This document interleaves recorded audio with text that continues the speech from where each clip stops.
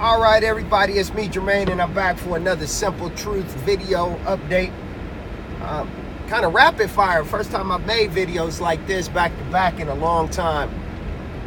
But in this video, I want to piggyback on the spirit that's out there that Pastor spoke about, Elder Rufus has spoken about, and I just want to touch base to the Simple Truth audience and just, make a point as well. And it is the spirit that when a person comes into the knowledge of the truth of the word and they begin to live what the book says and not go by what people say, it is just utterly amazing how you become ostracized, you become vilified, and you just become a horrible person because you have chosen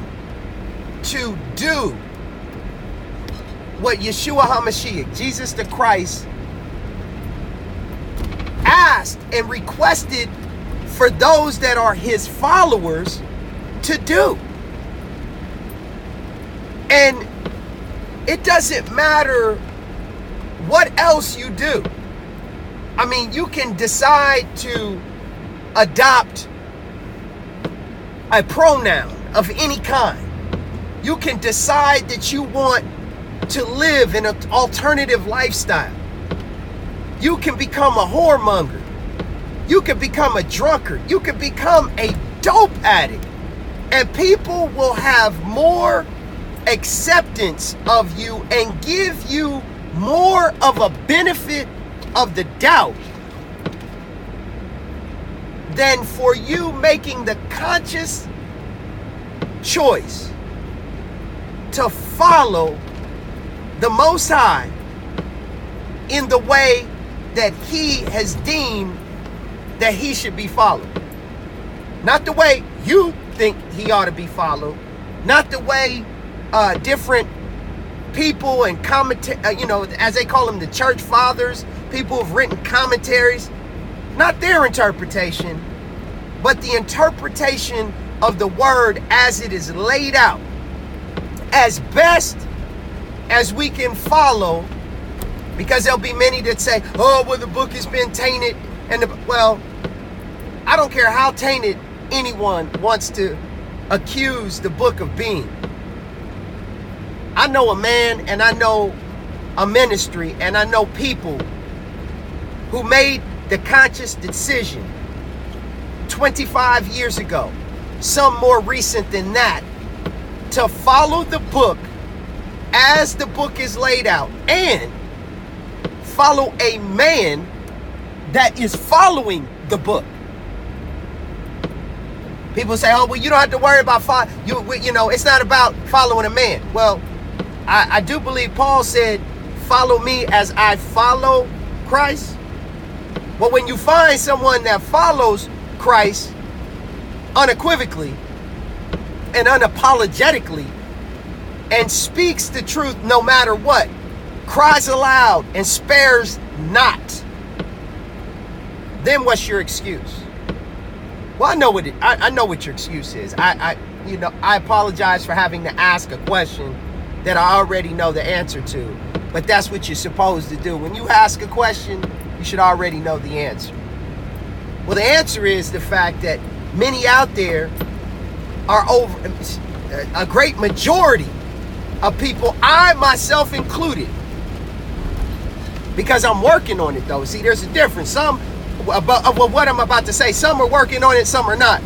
But there are many people out there, most everyone out there has an overabundance of demonic spirits running all up in their head and their body, all around. And it's those who have no clue or they don't even care to want to rid themselves of them. They love them. They keep them. They want to hold on to their demons. They're the ones that have a problem when the Most High is being followed the way he should be followed. The simple truth of the whole matter is if you don't like the fact that someone is following the Most High and doing everything in their power to honor him the best that they can, why don't you just go about your business? How many times in the Christian church did you make a big stink or make a big to-do when you decided, well, I don't like the preacher, I don't like the choir, I don't like the after church meal that they serve, I don't like their Sunday school program? Did you get out there on YouTube and defame the character of the ministry or of the pastor or the elders or whoever was in charge?